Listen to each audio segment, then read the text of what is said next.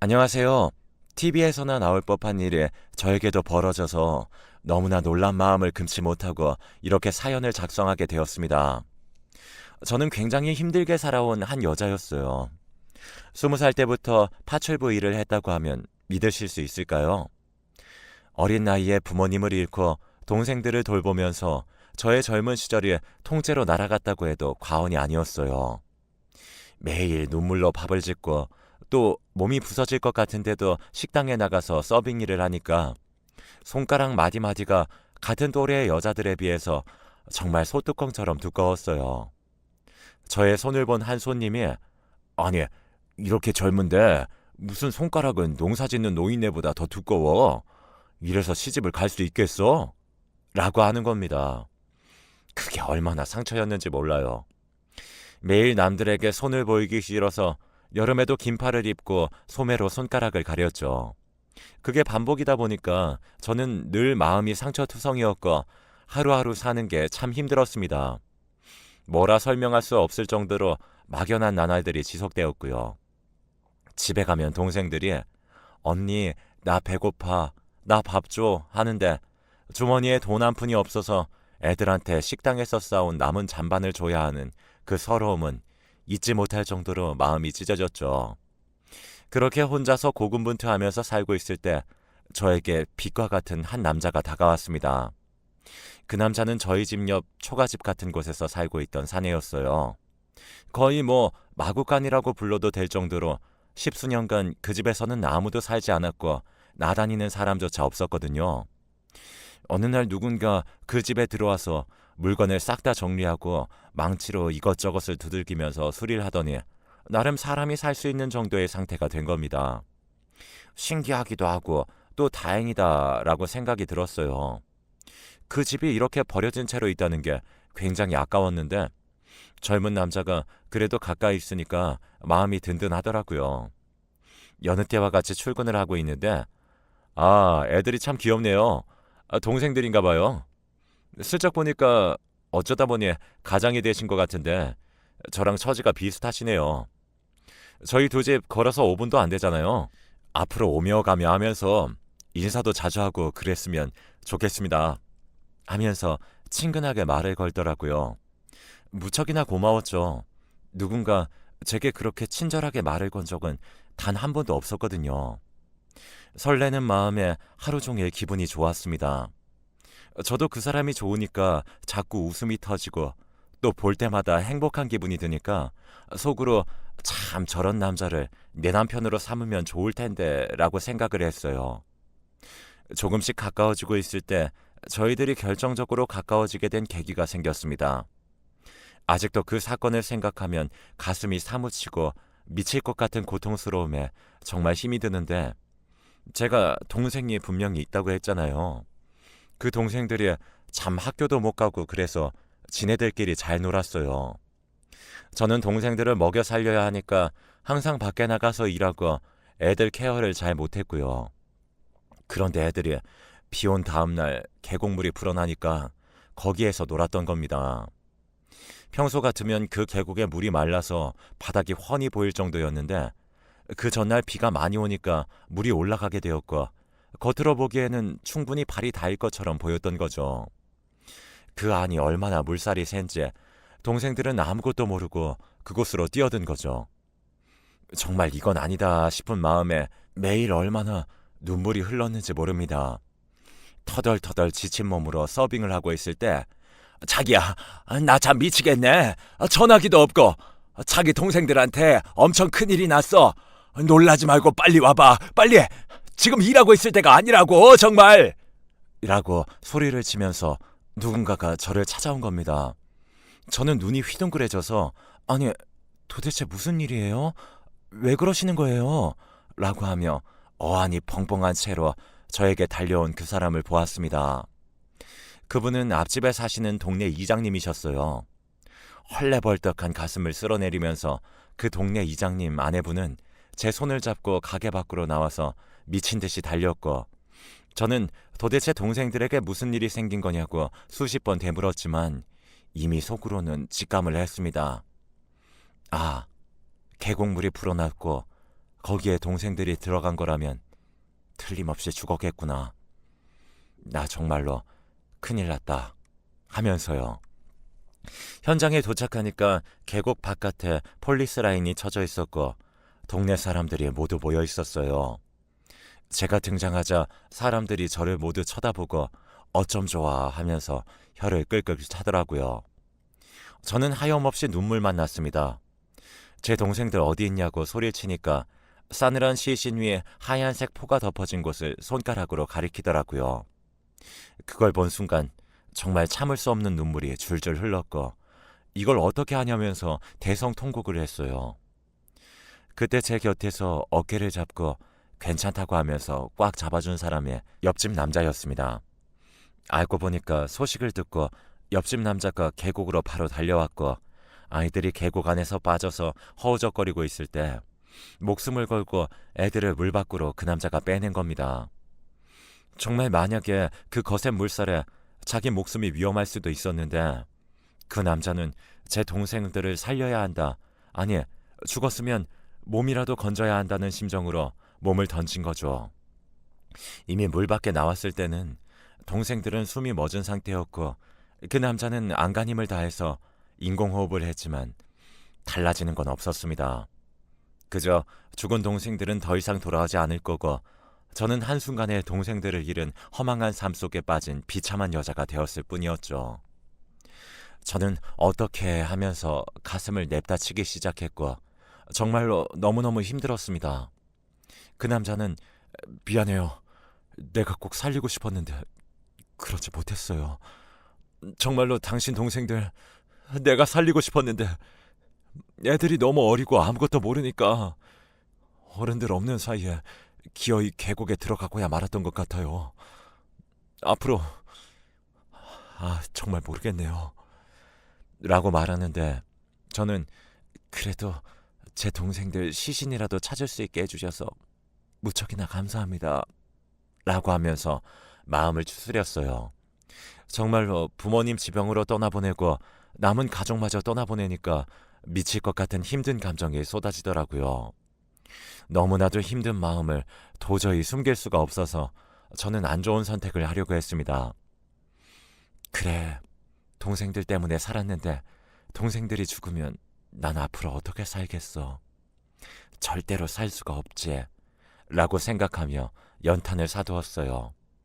그런데 옆집 남자가 제 집에 갑자기 와서는 아니, 연탄도 안 떼는 사람이 집에 왜 연탄이 있어요? 하면서 그 연탄을 발로 팍팍 부수는 겁니다. 내가 동생들 못 살려서 진짜로 미안해요. 그런데 나 당신 없으면 안 돼요. 내가 당신 좋아하는 거 몰랐죠? 당신이 얼마나 매력적인 사람인지 아직 당신은 잘 모르는 것 같아. 당신 진짜로 매력적이고 너무나 사랑스럽고 착한 사람이야. 이렇게 갑자기 떠나면 나 진짜 내 심장은 도저히 견딜 수가 없을 정도로 아플 거야. 무슨 말인지 알아요? 그러니까 제발 당신 죽지 말아요. 지금 가슴이 찢어질 듯 아픈 거 다 알아요. 나도 안다고. 그런데 그러지 마. 하면서 그 굵은 손으로 저를 잡고 펑펑 우는 겁니다. 얼마나 슬펐는지 몰라요. 왜 나한테 이런 시련이 온 건지 싶었지만 그래도 한 사람이 나를 정말로 많이 사랑해주고 나 없으면 죽겠다는 말을 해주니까 그게 참 위로가 되더라고요. 그래, 날 이렇게 위로해주는 사람이 또 있었구나. 그러면 내가 힘내서 살아야지. 그래, 세상에 나 혼자 남겨진 건 아니었어. 나 정말로 힘내서 살 거야. 하면서 주먹을 불끈 쥐고 다시 살아보겠다고 하면서 그 남자의 손을 잡았어요. 그렇게 저희는 정말로 많은 이야기를 나누었어요. 서로 어떻게 살았는지 수다를 떨면서 이야기를 했었죠. 그 남자는 고아로 살다가 막노동을 하면서 입에 풀칠을 하고 있었는데 서울살이가 너무나 서럽고 험해서 이 동네로 무작정 내려온 거라고 하더군요. 복덕방 아저씨 도움을 받아서 주인이 집을 사놓고 서울로 올라가느라 10수년간 비어있던 집을 아주 싸게 월세를 받게 되었고 거기서 집을 수리하면서 지금처럼 살고 있었던 거였죠. 그 남자도 외로움에 허덕이던 찰나에 저를 보게 된 거고, 제가 굉장히 착하고 심성이 고운 것처럼 느껴져서 제게 말을 건 거였죠. 그리고 저와 가까워지고 싶어서 무슨 일이 생기면 잘 해결해줘야겠다 생각을 했을 때 제가 그런 일을 당한 거였고, 그 일로 인해서 제가 무척이나 힘들어하니까 저를 평생 지켜주고 싶다 이런 생각을 한 거죠. 그러면서 그 남자는 저에게 우리 어차피 혼자고 외로운 삶이니까 합쳐서 살자. 누가 뭐라 하든 우리 둘이 잘 의지하고 살면 어떻게든 이 어려운 상황을 헤쳐나갈 수 있을 것 같다. 라고 말을 하는 거였어요. 저는 너무나 고마워서 눈물이 뚝뚝 나면서 알겠다고, 그럼 나 당신 말 듣고 당신 어깨에 기대서 이 무거운 짐을 덜겠다고 했습니다. 그렇게 저희는 결혼식이나 이런 건 하지 않고 부부가 되었고 함께 살게 되었습니다. 그래도 혼자보다 같이 뭔가를 하니까 하루하루 행복하고 또 기분이 좋더라고요. 그 남자 덕분에 동생을 잃은 아픔을 훨씬 더 빨리 극복할 수 있었고 어느 정도 안정이 될 수 있었습니다. 세월이 지나서 저와 그 남자 사이에 아이가 생겼고 저희는 일을 열심히 한 덕에 안정적으로 입에 풀칠을 할 수 있게 되었어요. 이렇게 되다 보니까 어느 순간 저는 행복해지더라고요. 마음도 편해지고요. 그래서 정말 남편의 얼굴을 볼 때마다 벅참이 올랐습니다. 나를 구렁텅이에서 끌어올려 주다니, 이 남자 정말로 내게는 평생의 힐링이다 하면서요. 막 손이 덜덜 떨릴 때마다 내 곁을 지켜주고 든든하게 나의 버팀대가 되어주는 그 남자, 진짜로 하늘의 별이라도 따다 바치고 싶을 정도로 너무나 고마웠어요. 그런데 그렇게 앞으로 정말 행복할 나날들만 남을 줄 알았던 저에게 믿을 수 없을 정도로 고통스러운 순간이 또 오게 되었습니다. 제 아들이 7살이었을 거예요. 동네 애들이랑 같이 계곡에 갔었습니다. 거기에 동네 애들 엄마도 동행했기에 저는 계곡에 대한 트라우마가 있었지만 그래도 어른이 있으니까 아이들이 안전하게 놀 거라고 생각을 했어요. 그때 제가 너무나 피곤해서 아들이 노는 걸 보지 못하고 그냥 잠에 들었거든요. 그런데 갑자기 아들과 함께 계곡에 간 그 아들 친구의 엄마가 인정씨, 어떻게 해? 남준이가 물에 빠졌어. 빨리 좀 나와봐. 하면서 문을 두들기고 도움을 요청하는 겁니다. 물에 빠졌다는 소리 듣자마자 잠에서 확 깬 저는 뭐냐고, 그게 무슨 소리냐고 말했고, 남편은 저희 아들이요? 하면서 그 계곡으로 바로 달려갔습니다.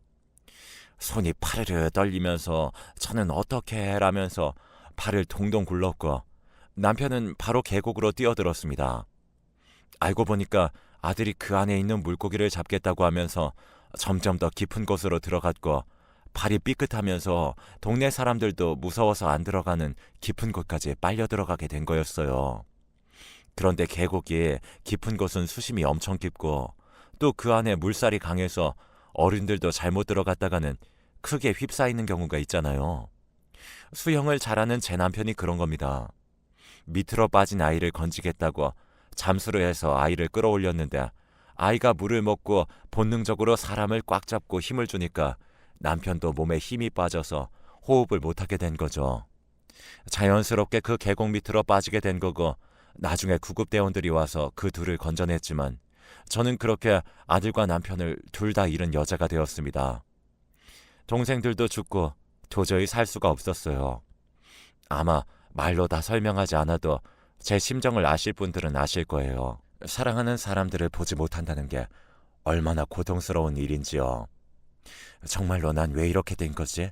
하면서 하염없이 눈물만 나왔고 그러면서 이 동네를 떠나야겠다. 이 지긋지긋한 강가는 쳐다보기도 싫다. 라고 생각하면서 저는 쥐뿔도 없는데 바로 서울로 무작정 올라갔습니다. 시골에 숨어 살던 생쥐가 식당 서빙 일을 하면서 살던 생쥐가 갑작스러운 변화로 서울에 갔는데 더욱더 낯선 환경에 저는 적응을 못했어요. 지금 생각해보면 공황장애였던 것 같아요. 아, 어쩌지 하면서 저는 발을 동동 구르며 살았어요. 하지만 그래도 사람이 극한 환경에 빠져도 정신만 차리면 어찌어찌 살 길이 보이긴 하더라고요. 그렇게 파출부 일을 시작하게 되었습니다. 파출부 하는 사람들은 대부분 늙은 사람들인데 저같이 젊은 사람들이 일을 지원하니까 나름 많은 곳에서 저를 불러주더라고요. 저는 그래도 나를 필요로 하는 곳이 있으니까 힘내서 한번 살아봐야지 하면서 이를 꽉 깨물었어요. 근데 처음 남의 집에 가서 이것저것 종노릇처럼 일하고 또 가족들이 단란하게 사는 모습을 보니까 제 개인적으로는 굉장히 힘들더라고요. 내가 왜 이렇게 됐지? 나도 저들처럼 행복하게 살 수 있었는데 그런 생각이 자꾸만 들면서 슬럼프 때문에 더 이상 버티지 못하겠다는 생각이 들어 결국 저는 파출부일을 잠시 그만두게 되었습니다. 얼마나 시간이 흘렀을까요? 원래 일을 잡아주던 파출부 대표님께서 연락이 온 겁니다. 자기야, 아직도 힘들어? 이번에 진짜 좋은 집에서 인성 좋은 주인집에서 최대한 젊은 사람들로 사람을 좀 뽑아달라고 해서 자기가 생각났어. 페이도 엄청 세고 자기도 언제까지 탱자탱자 놀 수는 없는 거니까 여기 가서 이번 기회에 다시 시작해봐. 잠깐 하는 거니까 그렇게 힘들진 않을 거야. 라고 말하더라고요. 마침 돈도 다 떨어져 가고 어쨌든 일을 해야 하는 거니까 알겠다고 그분에게 말했습니다. 알겠어요. 저한테 말씀해 주셔서 감사해요. 한번 일 시작해 볼게요. 말씀처럼 저도 언제까지 계속 이렇게 살 수는 없으니까요. 하면서 마음을 추스리고 다시 일을 나갔습니다. 그런데 그 대표께서 제게 알려준 주인집의 주소는 롯데타워, 그 부자들만 산다는 어마어마한 고층 빌딩이었어요. 좀 놀랐죠. 아니, 이런 곳이 있다고? 이게 진짜야? 정말로? 하면서요. 되게 위압감이 장난이 아니었어요. 저는 외부인이니까 들어갈 때도 방문록 다 적고 굉장히 무슨 테러리스트 감시하는 것처럼 철저한 보안 속에 그곳을 들어가게 되었습니다. 이렇게 어렵사리 들어간 곳에서 일을 시작했는데 생각보다 사모님이 너무나 좋으신 분이었어요. 몇십억짜리 아파트를 가지고 있는데도 으스대는 것 하나 없이 저에게 무척이나 잘해주시고 저는 그 마음씨에 반해서 매일매일 너무너무 감사하다고 할 정도였죠. 진짜 너무나 좋으신 분들, 어떻게 이런 분들을 만났지 싶어서 참 난 복도 많다고 생각했습니다. 매일 제가 집에 가기 전 냉장고에서 먹을 것들을 바리바리 싸서 주시곤 했거든요. 이런 부분에서 인성이 보인다 싶었죠. 한 달 정도 일했을까 평소에는 보지 못했던 남편분과 그 자제분이 일찍 집에 온다고 저에게 밥을 좀 해달라고 하는 겁니다. 추가 근무 시간은 돈으로 주겠다고 하면서요. 저는 알겠다고 당연히 그러겠다고 말했어요. 한참 일을 하고 있었는데 집에 누가 들어오는 겁니다. 그 집 남편분과 자제분이요. 그분들은 바로 방에 들어가서 씻었고 저는 얼굴을 제대로 보지 못한 채 인사를 한 뒤 다시 갈비찜을 만들었어요. 요리가 끝나고 식탁에 세팅한 다음에 나와서 드시라고 했습니다. 그때 남편분과 자제분이 나오시는데 저는 정말로 심장이 쿵 떨어졌어요. 물에 빠져 죽은 제 아들과 남편의 얼굴과 똑같이 생긴 겁니다. 손이 발발 떨린 저는 인성아 라고 하면서 외쳤어요. 그러자 그 남자는 아니 뭐냐고 갑자기 왜 그러는 거냐고 하더라고요. 저는 자초지종을 설명했죠. 다름이 아니라 몇 년 전에 죽은 제 남편과 얼굴이 너무 똑같이 생겼어요. 제 남편이 고아인데 가족도 없이 살다가 불쌍하게 떠났는데 갑자기 남편 얼굴과 똑같이 닮은 사람을 보니까 제가 미칠 것 같아요. 그래서 눈물이 나네요. 주책맞게 일해서 죄송합니다. 그러자 그 남자는 엄청 당황하면서 남편분 사진 좀 볼 수 있냐고 자세히 말해달라고 하는 겁니다. 그래서 남편이 초록마을 보육원이라는 곳에서 자라서 혼자 서울에 있다가 시골로 내려와서 나를 만난 거라고 남편이랑 아들 사진이라고 하면서 보여주자 그 사장님은 자기도 초록마을 보육원 출신이라고 하는 겁니다. 그러니까 알고 보니까 그 사장님도 고아 출신이었고 어릴 때 입양되어서 미국에 살다가 양부모님들이 돌아가시고 재산을 상속받아서 한국으로 온 거였어요. 그리고는 다시 까먹은 한국어를 배우고 홍콩이랑 미국을 기반으로 한 사업을 시작하면서 소위 떼돈을 번 겁니다. 그래서 이 삐까뻔쩍한 집에서 살 수 있었다고 하는 거였어요. 제가 아주 어릴 때 양부모님한테 원래 그 보육원에 제 동생이 있었다고 들었습니다. 쌍둥이 동생이라서 양부모님들이 나를 그 아이와 함께 데려오길 원했는데 미국 당국에서 입양은 한 명만 할 수 있다는 조건이라고 해서 몸이 더 약하고 아픈 나를 데려온 겁니다. 라고 말을 하는 겁니다. 저는 말도 안 된다는 생각이 들었고 그게 정말일까 싶은 생각이 들면서 어떻게 하지 하다가 남편과 아들이 죽었을 때 경찰이 유전자 검사 자료를 채취해놨던 게 있는데 그걸로 한번 검사를 해보자고 했고 결국 유전자 일치라는 결과가 나온 겁니다. 그러니까 저는 뒤늦게 남편의 가족을 찾은 거였어요. 그것도 기적적인 방식으로요. 그리고 그 남자분은 인터넷 기사에 올라올 정도로 굉장히 능력 있는 사람이었고 스타트업 업계의 백종원으로 불릴 정도로 대단한 사람이었습니다. 제가 얼마나 놀랐는지 몰라요. 남편의 쌍둥이인 그 사장님은 그간 얼마나 힘들게 살아왔냐면서 자기는 사는 것밖에 몰라서 정말로 매일매일 일하느라 자신의 과거를 찾을 생각을 못했는데 어떻게 이러냐고 하면서 통곡을 했죠.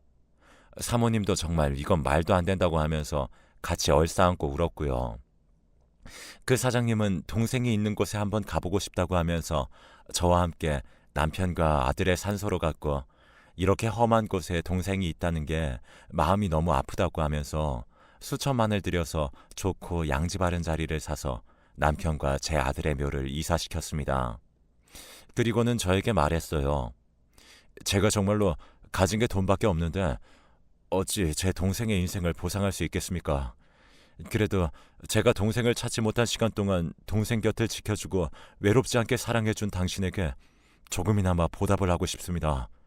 라고 하면서 사모님과 신중하게 상의한 끝에 거액의 현금 그리고 아파트 입주를 제안하는 겁니다.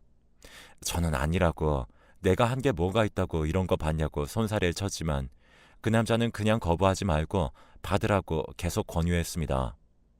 저는 그래도 참 이렇게 말해주는 것 자체가 감사하다고 그러니 현금은 안 받고 아파트 월세로 입주만 하겠다고 하면서 그 제안을 일부 받았습니다. 그래서 저는 시궁창 같던 반지하에서 탈출해서 나름 널찍한 아파트에서 월세로 들어가서 월세는 안 내면서 살게 되었고 어느 정도 삶의 기반이 잡히게 되었어요. 소식을 들은 파출부 소장님은 어떻게 이럴 수가 있냐고 정말 평생 든든한 백을 얻었다고 하면서 좋아해 주셨고 저는 감사하다고 그렇게 말씀해 주시니까 제 기분도 좋다고 하면서 방긋 웃기도 했네요. 지금은 그분과 정말로 가족처럼 지내고 있고 제가 사모님 집에 놀러와서 함께 영화도 보고 TV도 보면서 파출부와 사모님의 관계가 아니라 정말 친가족처럼 지내고 있습니다. 오히려 부자들이 더 마음이 넓고 여리다는 말이 왜 나온 줄 알 것 같아요. 불편한 관계일 수도 있는데 제 존재를 함께 받아들이고 그랬으니까요. 그럼에도 불구하고 남편만 생각하면 참 불쌍하고 어쩌면 이 엄청난 광경을 살아서 봤으면 얼마나 좋았을까 하면서 마음이 착잡했는데 그래도 어떻게 할 수 없는 일에 매달리면 매달릴수록 저만 고통스러우니까 조금은 내려놓으려고 합니다. 남편과 아들을 잃고 외로움에 점점 죽어가던 저에게 정말 기적처럼 가족과도 같은 존재들이 생기게 되어서 저는 지금은 굉장히 행복하고 기쁘네요. 아마 저 같은 인생 사시는 분들이 있을 텐데 절대로 포기하지 마시고 하루하루 살다 보면 또 자기 자신을 숨 쉴 수 있게 해주는 그런 귀한 인연들이 찾아갈 것 같습니다. 제 일을 털어놓으려고 이렇게 사연을 쓴 건데 이렇게 글이 길어지게 되었네요. 어찌 보면 세상이 불공평한 것 같기도 해요. 누구는 세상에서 가장 행복하게 온실 속 화초처럼 살면서 근심, 걱정이란 건 모르는 사람처럼 인생을 지냈는데 저 같은 사람들은 맨날 울면서 살고 있으니까요. 그래도 불공평하다고 투덜대면서 남들 짜증나게 하는 것보다는 이렇게 모든 걸 받아들이고 현실을 인정하고 사는 게 좋은 것 같습니다. 그럼 여기까지 저의 사연 들어주셔서 정말 감사합니다. 저는 앞으로 더더욱 헌신하면서 또 하늘에 있는 남편과 동생 그리고 자식에게 떳떳하게 살 수 있도록 노력해 보려고 합니다. 여러분들도 항상 건강 챙기시고 주변에 있는 사람들한테 잘하세요. 저는 그걸 잘 못해서 아직도 후회가 되네요. 꼭 사랑한다고 말하시고요. 여기서 사연 마치겠습니다. 감사합니다.